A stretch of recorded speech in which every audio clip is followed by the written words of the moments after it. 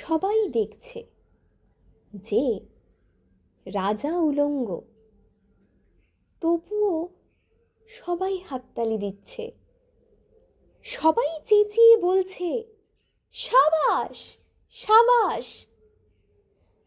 কারো মনে সংস্কার, কারো ভয়, কেউ বা নিজের বুদ্ধি অন্য মানুষের কাছে বন্ধক দিয়েছে, কেউ বা পরান্নভোজী, কেউ কৃপাপ্রার্থী, উমেদার, প্রবঞ্চক। কেউ ভাবছে রাজবস্ত্র সত্যি অতীব সূক্ষ্ম, চোখে পড়ছে না যদিও, তবু আছে, অন্তত থাকাটা কিছু অসম্ভব নয়। গল্পটা সবাই জানে, কিন্তু সেই গল্পের ভেতরে শুধুই প্রশস্তি বাক্য, উচ্চারক কিছু আপাতমস্তক ভীতু ফন্দিবাজ অথবা নির্বোধ। স্তাবক কিছু ছিল না, একটা শিশুও ছিল, সত্যবাদী, সরল, সাহসী একটি শিশু।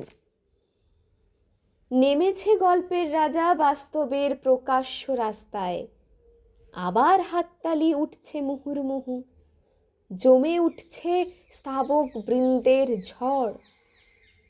কিন্তু সেই শিশুটিকে আমি ভিড়ের ভিতরে আজ কোথাও দেখছি না।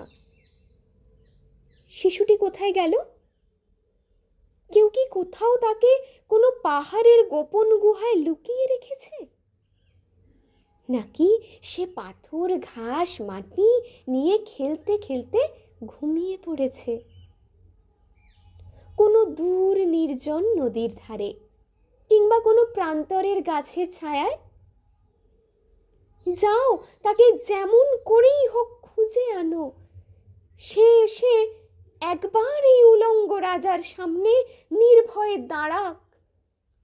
সে এসে একবার এই হাততালির ঊর্ধ্বে গলা তুলে জিজ্ঞাসা করুক, রাজা, তোর কাপড় কোথায়?